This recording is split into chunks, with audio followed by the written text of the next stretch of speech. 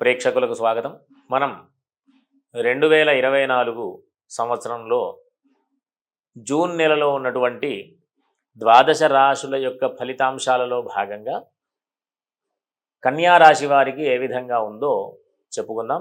ఈ జూన్ నెలలో మొదటి వారం నుంచి చివరి వరకు కూడా ఉన్నటువంటి గ్రహస్థితుల దృష్ట్యా ఫలితాంశాలు చెప్పబడుతున్నాయి. ఈ విధంగా ప్రధానంగా వీళ్ళకి రాశికి సంబంధించినటువంటి అధిపతి బుధుడు వేధస్థానంలో ఉండడం ద్వారా కాస్త ఆరోగ్యపరమైనటువంటి సమస్యలు వీళ్ళు పొందేటటువంటి అవకాశం, అంతేకాకుండా అనవసరమైనటువంటి పనులు చేస్తూ కీర్తి ప్రతిష్టలకు భంగం వాటిల్లేటటువంటి పరిస్థితి కూడా వీళ్ళకి ఉండేటటువంటి స్థితి.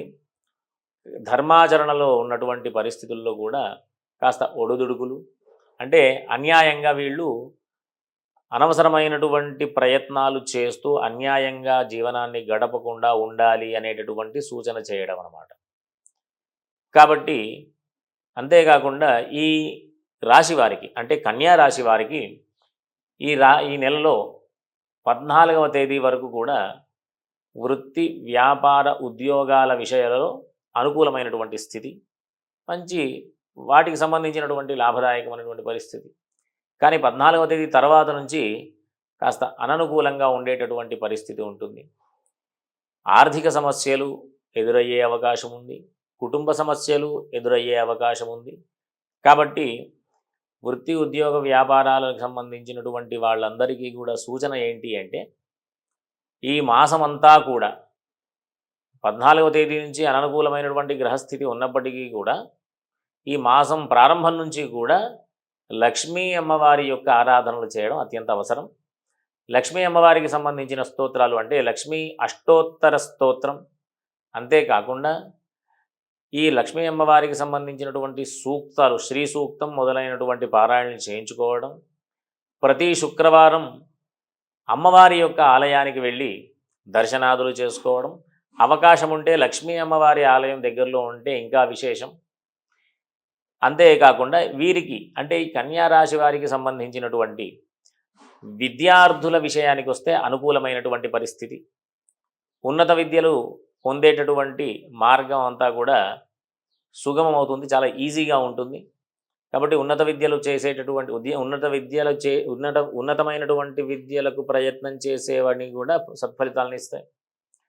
అంతేకాకుండా ఉన్నత విద్యలకు సంబంధించినటువంటి పరీక్షలు ఏవైతే రాసుంటారో వాళ్ళందరికీ కూడా అనుకూలమైనటువంటి ఫలితాలు మనం చూసేటటువంటి అవకాశం ఉంటుంది. కాబట్టి అందరూ కూడా ప్రధానంగా వీళ్ళకి చేసేటటువంటి ప్రతి పనిలో కూడా అనుకూలమైనటువంటి స్థితి ఉంటుంది. శత్రువులు కూడా మిత్రులుగా మారేటటువంటి పరిస్థితి, రోగాలు రుణాలు వాటికి సంబంధించినటువంటి ఇబ్బందులను అన్నింటి నుంచి కూడా అధిగమించేటటువంటి అవకాశం ఉంటుంది.